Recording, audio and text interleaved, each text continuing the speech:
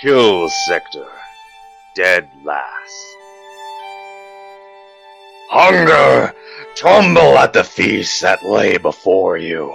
I am overwhelmed by this waking world, but by my ever-expanding power, even more. My embryonic state has painstakingly witnessed the rise and fall of countless empires. At the standing champion fighter of the council, I am ordered to remove your life, Jack. Combat is your reason, while it is my purpose.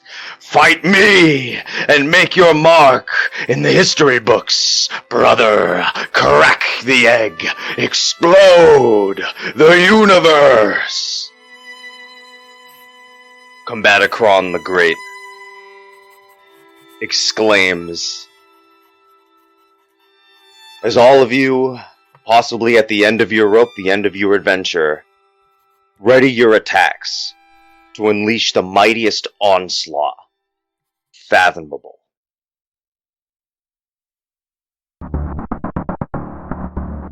So picking up right off from last time, it is the party's turn. You can go directly to attack. I will say the fairy godmother that was around 20 or 30 feet or so behind you. As you turn to your side to look, she is no longer there. Pickle. Always runs. How big is this dude? Combaticron the Great he is large-sized. He isn't huge, but does seem to be large-sized. How far away are we from him? All of you got real up close from last time getting into position before we pick up now. So all of you are nice and close, good and in range, and all of you have free reign to do something because he is continuously monologuing, and all of you see you got an opening to full-on attack with all your might. It might be the last chance you get. Being ever so fearless, as usual, Klex is just gonna go for the unarmed strike into hopefully Amoeba. With a 41, baby. Combaticron has 50 evasion. Sure he does. So standard gladiator evasion. You go for your strike. Combaticron gives it a bit of a sidestep, kind of slimy, brushes off the shoulder. He continues his monologue as the rest of you may try to do what you may. Somebody shut this guy up! Try to hit him with my decay beam. Come on, 51! 83. That will hit. Roll for damage.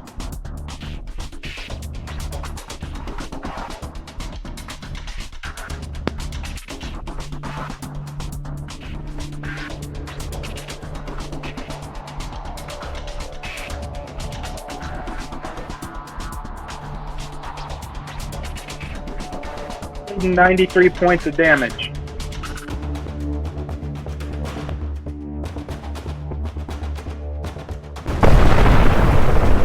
Isn't decay beam obliterative? Yeah. If so, that's a minimum 150. Okay.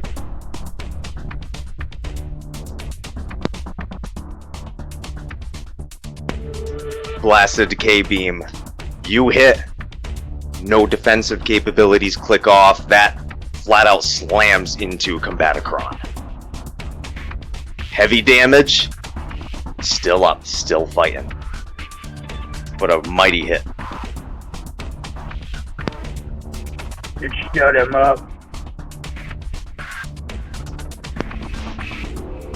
I imagine he ended up being silent for a few moments after being hit with the attack, and then after a few moments resuming his monologuing.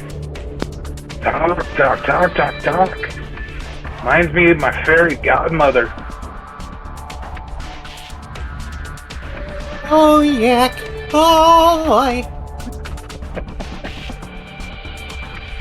You're such a good boy, Yak. But she's not here. So, I'm gonna use the big freaky skull on him, and I got... I'm rolling like Shannon, I got a 4. Why am I a verb? Oh, boy. No, an You adjective. become a verb. Fuck. I've been out of school for too long. I will say this. With your 4, you attempt to fire off the staff of the big freaky skull. Just that energy doesn't gather right, and Combaticron gives up a big old flex. Kinda rolls off him. And you feel a little bit open for whatever may come next. That's not the only thing that rolls off that guy. Combaticron, to your wishes, stops monologuing. He shuts up. This is I think something's gonna happen. This is welcomed, and after a few moments, he's going to begin to sprint towards the group. Placing his hand near his heart, he's going to pull out a 30-foot buster sword from his chest. And from here, he is going to begin wildly swinging away at the party with all of his might. Let's see what hits. Alright. So an 87 is going to hit everyone, correct? Oh! Alright. So, big old sword, massive wide swipes. This first strike is going to hit everyone. Everyone hit by this attack, you are going to lose half of your HP. Fuck. Is that piercing damage? Does bullet flow work with that, or no? No damage type. No? Oh, shit. Alright. It's basically Xeno's axe applied to a Buster Sword. Yeah, Xeno's function. And the Buster Sword's real big. Okay. Shit. So, first strike goes off like that. Oh, there's also a bonus to hit, so this is gonna chain for a bit.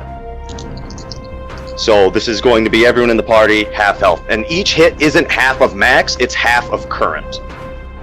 Just to clarify.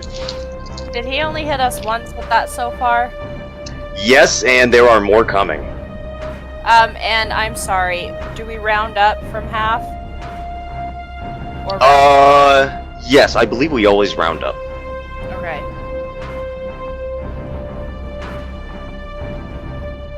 Alright. Second hit is a 75. I imagine that hits everyone. Same deal. Half of your current HP. Once again depleted.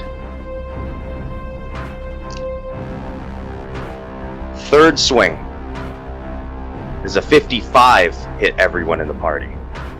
Yeah. Me. Okay, so 55 doesn't hit Tex. Alright. So, aside from Tex, you are going to take half. So Tex, you are going to lose a fourth of your current HP in evading due to these being area attacks. However, you are going to be out of the chain. The chain is going to stop effectively. Like, once one of you are able to get out of it and it does half, the chain halts. However, the other two of you, you are going to have half of your health once again cut in half.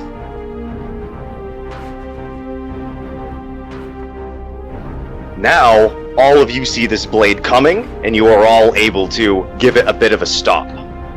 However, I would like all of you to make a coordination check. As during each of these blade swings, few squares away, you notice a massive bed of spikes was laying. 74 for once. 37.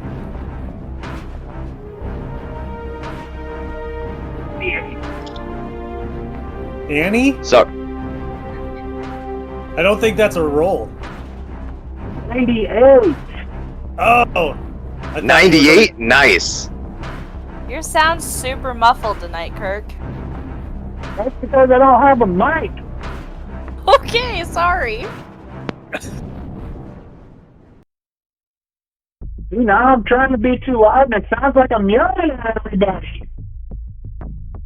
Yeah, it's gonna be great because Discord doesn't like loud. So, with your 98, this is effectively going to be opposed coordination. Combaticron is attempting to use his Buster Sword to position himself to catapult all of you into the spikes. But, Exlibris, because you got a crit, it's not going to work on you. You're fine. But, you can also try to do a melee attack to retaliate if you like. So, it's not going to work on you. I'm gonna hit him with my Everbleed sword. Go for it. 71. That hits.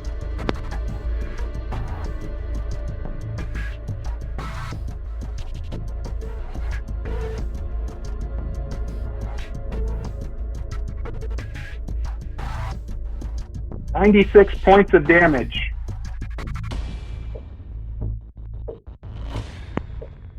Nice. Give a colossal strike with that Everbleed sword. Eh? Combaticron is not any kind of a lesser foe and remains standing, but definitely staggers after that mighty swing. You're gonna die, by the way, just letting you know. Now, Tex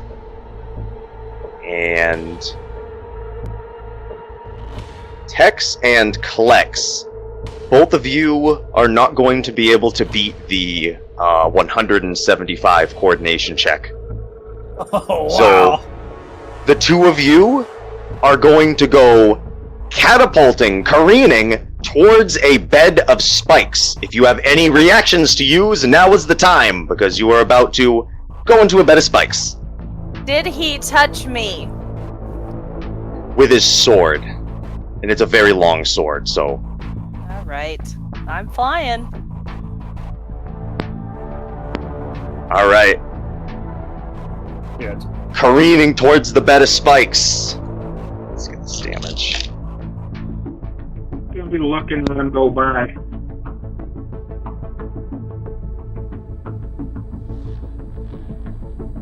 Could be a quick fight for old Tex here. That is going to be 138 piercing damage. You're on your own, Yak.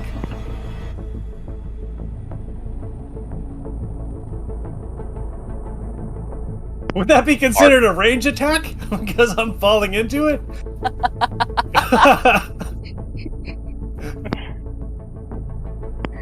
I mean, what were you thinking about using? No, it's like bullet flow. I'm immune to piercing from a ranged attack, so I don't know. I don't think falling really counts as a ranged attack.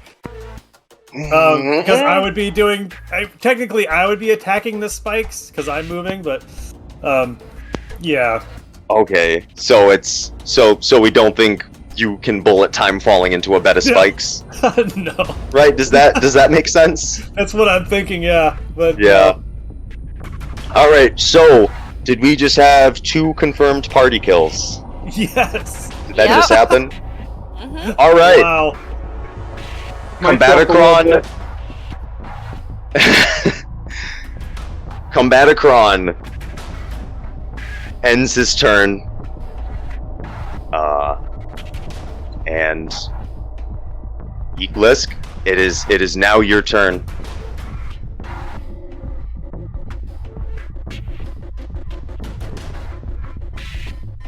Yeah, screw it. I'm gonna go after him with my sword again.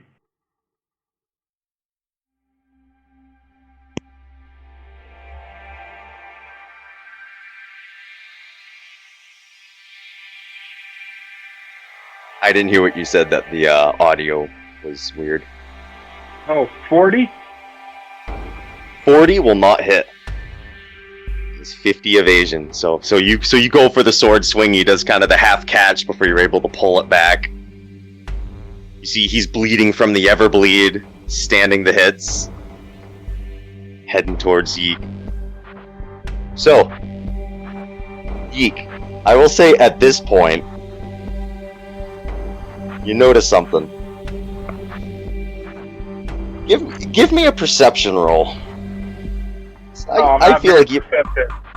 Oh, you don't have a perception roll? You're not able to make perception checks? I guess not. 15. So you're leaning back, you're walking around.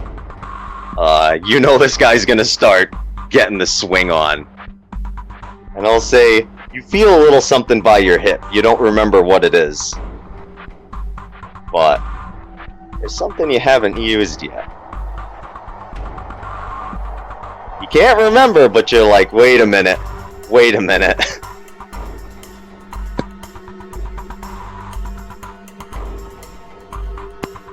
So, Combaticron, it looks like he's readying for another one of his attacks. Monologuing before stopping, rearing up. You may make one single action before he commences his charge.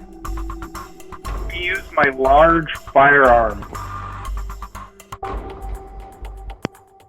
Alright, so The size of a limo.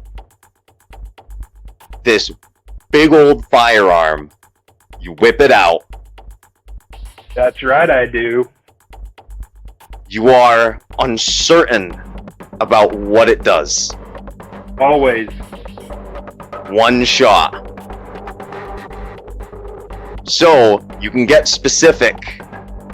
How do you want to aim it? How would you like to use it? Because this is a very unfamiliar firearm. Okay. I want him to shut up so bad. I'm gonna aim straight for his mouth. His face. Let's just say his face. Right for the face. Right in the moneymaker. Give me a roll to hit. Please don't pull a Shannon. Please don't pull a Shannon. 55. Alright. You pull the trigger. Upon pulling the trigger, you notice that the gun is going to go from straight facing to upright. And then mortar style, you see this large, almost like a mini nuke, come firing off the tip and start shooting into the sky. Goes straight up into the air. At which point Combaticron kind of stops and you're both staring at it. Coming all the way up. And then it comes down real hard. Fast. Real fast.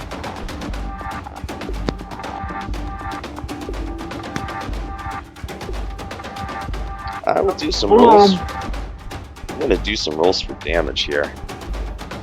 So, with the last action you feel like you can take, pulling that device, Combaticron seemingly stopping to watch, this warhead is gonna come straight down, crown style. That's gonna do...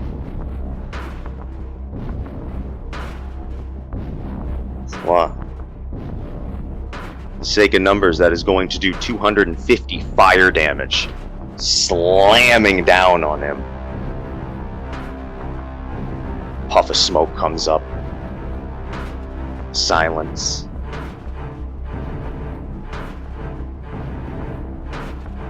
Combaticron is still standing. Damaged, tattered, popping his neck back into place. He begins heading toward Yeek. And he says, "It doesn't have to end this way. You want this to be some kind of crazy battle? Or you want to serve a different purpose in this reality? I can swing the sword, but I don't know if that's the best use of your abilities. Do you have anything to say for yourself? The council is watching."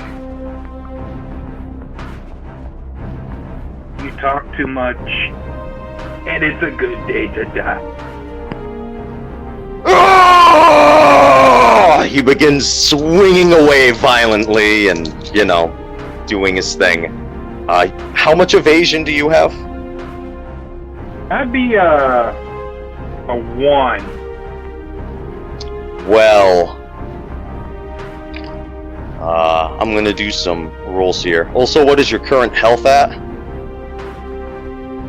We're looking at 160 hit points. Alright, so 72 should hit, so first strike of the blade comes in, is going to bring your health down to half. And I use my perfect defense. There you go, you are going to nullify that attack. The next attack is going to head your way, and I rolled in astral success, but it's with a Xenos, and Xenos can't get crits. So the next one is just going to hit, and it's going to, once again, decrease your health by half. I use my defensive teleport to get out of the way. Alright, you use your defensive teleport, and you are going to teleport, let's see, 6 squares, which is going to be just out of the range of his blade. And that is going to interrupt his combo. Aside from that, what is he going to do? I guess he's going to make another bed of spikes. Or just make the one he has bigger to make it easier to use with that other action. And he's going to try to get real close to you. And that's going to end his turn.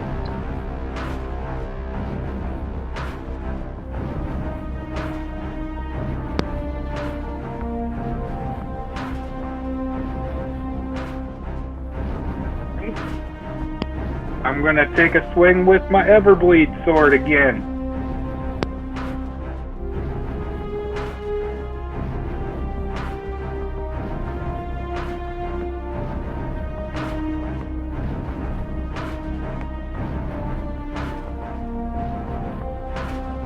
$54 to hit. That is gonna hit. See him try to dodge and weave, but that's not gonna work. Center mass with the blade. 95 points of damage. These continual hits, close to 100 damage, onward and onward, do seem to be chopping away at the mighty oak. Still standing, very damaged. Definitely much harder at the beginning of the fight. And the Everbleed beginning to kick in here.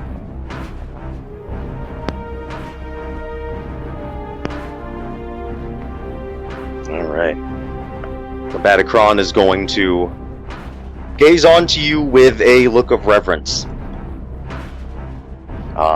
Looking at you the way that almost someone would look at a creator or something of such. And after which he is going to close his eyes and commence attacking away. Seemingly hesitant, almost doing it because he feels like this is what has to be done.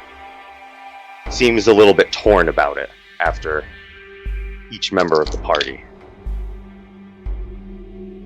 Alright, so the first hit is going to be a 78. It's going to decrease health by half.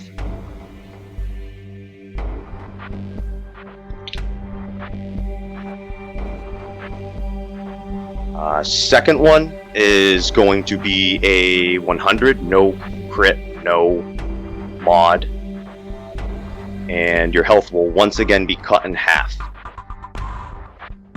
What is the current number your health is at? 20 points. How much? 70. 70. Alright. So, let's see over there.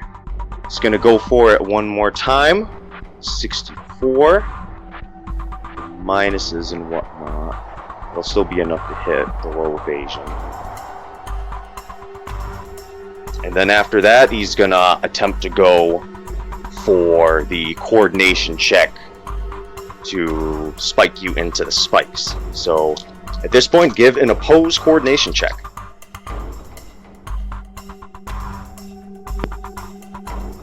52. You hold back the sword. You do it with all your might. He got a 94 without his modifications. You get catapulted by the sword, and you land into the bed of spikes, alongside your other party members. Upon seeing what he's done, Combaticron has a look that he wishes to go back. The Council of Fairies begin to come down, applauding, proud at what they've been able to accomplish. But Combaticron doesn't carry himself the same. As they begin to celebrate and their wild forces shriek out in glee, Combaticron begins building with a different kind of rage. What did you do to these people? You carried around, used them, rattled along. Nothing more than coattails to you. And you have me do what? Kill them? For what? If you're even concerned about your monetary gain, or your numbers, or your graphs, or your numbers, Jack, you would want to keep these guys around. Weren't they helping you up? Weren't the numbers going up? Is this really the best that we can do for them? At this point, the Council of Fairies are kind of jaw-dropped, stopping pouring their drinks. And I got something I want you all to do about it. They might not be in this world. Many things can be reborn, and some things don't want to be. But I want all of you to ensure that all of them see a proper afterlife. Not one bit of torment. Not a shred.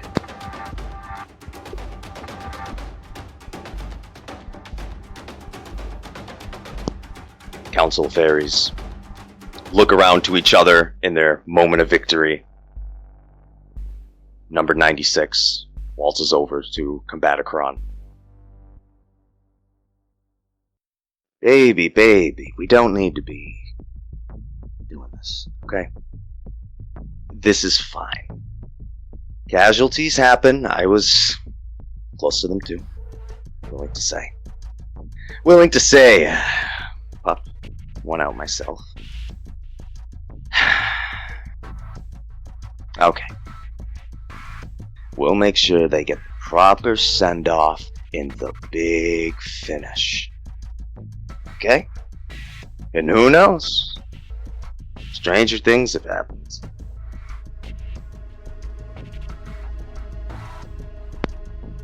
We are now going to go to the afterlife of each of your characters and where they're at and what they're doing.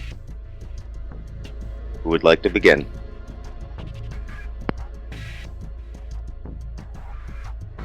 Well, Plex is with the great blob in the sky. Eating. You Not meet the talking- great blob in the sky, truly. Not talking philosophy, not trying to figure out life's great purpose, we're just shoving our amoeba bodies full of anything we can think of.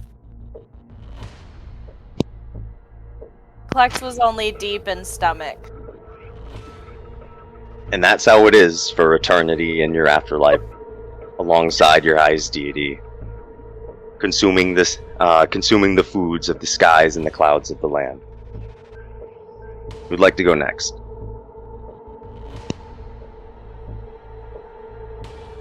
Through the field of daisies with children.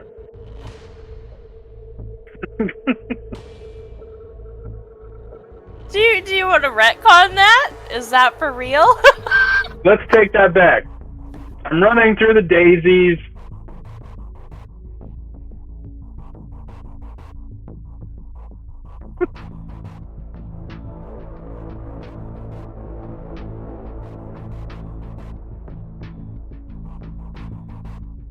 That's it. I'm just running through flowers. An endless field running of flowers. You no longer have to fight.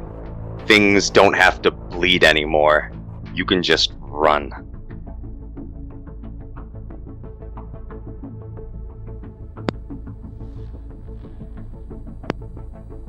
Tex-Mex. So, huh? You're gonna go swimming. That's right.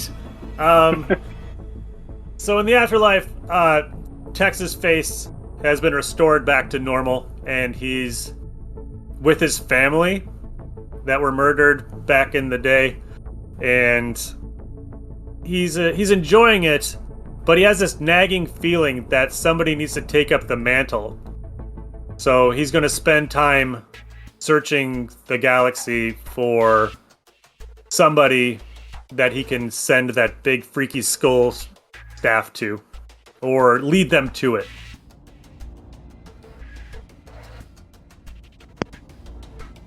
And so the saga will continue. It will be a legacy around the staff. And the mantle can be upheld. Do any of your characters have any other sign-offs that you would like to make before we go into the last stretch? Klex is happy and does not want to be born through 96 again. Flowers smell wonderful. I love surfing.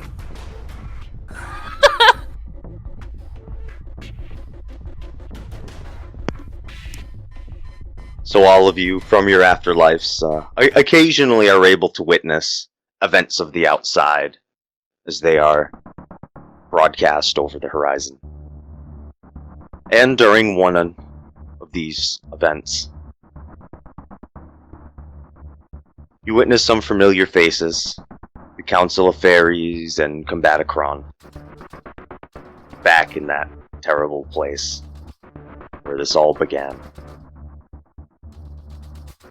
And you see Combaticron is placing his weapon back in his chest, walking away from the council as they begin to scramble. Oh, you think you're gonna use me like I'm some kind of a pawn? No way, man. That was messed up. And you think I'm gonna keep on what? You want me to crack this egg? This right here? This massive cocoon structure, radiating some kind of wicked energy. I'm not gonna open it. No. No way. Find something else, you screwballs. You don't need to be talking to the council like that. Come on. You sound a bit too much like Yeek. Oh, and is that a problem? Do you have a problem with that? The council puts their hands up and kind of begin walking away. I'm gonna go off and do cool things in space and find myself.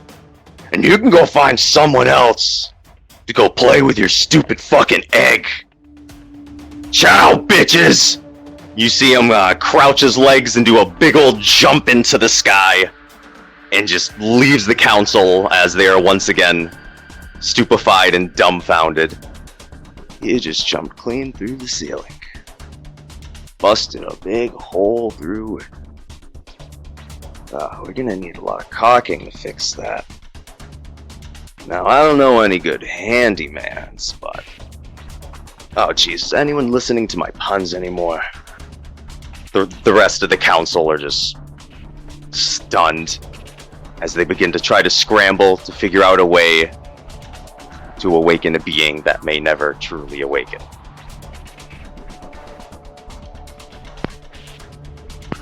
And with that being said, peace being restored to the universe, I guess that's it, unless there's anything else. Short and sweet.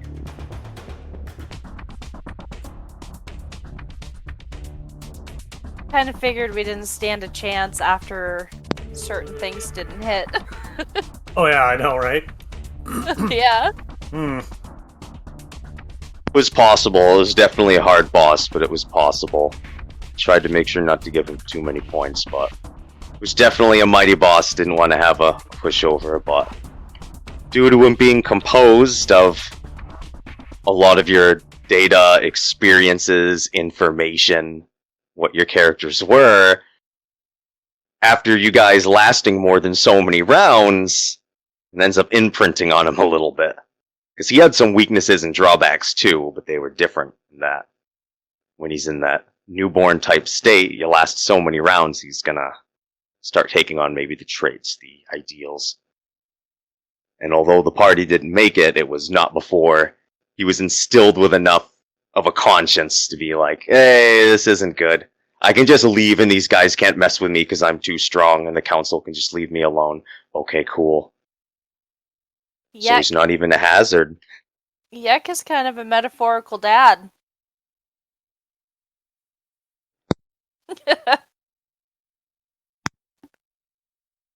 Because lasting a few rounds against Combaticron is difficult, but being to last as many rounds as Yeek did, Yeek started to... There started to be some imprinting. Worked pretty good. So yeah, sorry you're so short, but that's the story. I don't want to add anything more where there isn't anything more. This seems like a nice, content thing. The council has to scramble and try to figure something else out. They've put all their resources into Combaticron, so they have to start all the way over again and will be no longer a threat for a very long time. Good. I hope 96 comes to a miserable end. He very well might, because one of these days he'll probably mess with the wrong group. But yeah, so that was the session. Yeah, what did y'all think? Yeah, it was fun. That 5 minutes I lasted. Yeah, it was short. I just don't see a need to add more where it's like, oh, well there it is. No, I totally get it, because, you have your story, and you've told it, and you don't want to add extra crap to it. I totally get that. Trust me. Exactly. Klex was yeah. a simple soul. Klex was happy. So what I was thinking was, down the lines, I don't know when, but I'd like to do, like, another 5-part thing in the future. Yep. Bring in some characters, different scenarios, but like down the lines when there's some big hype around it, whatever the case, because I figure this is a good kill sector send off for now on here, and then down the lines we can do like another one.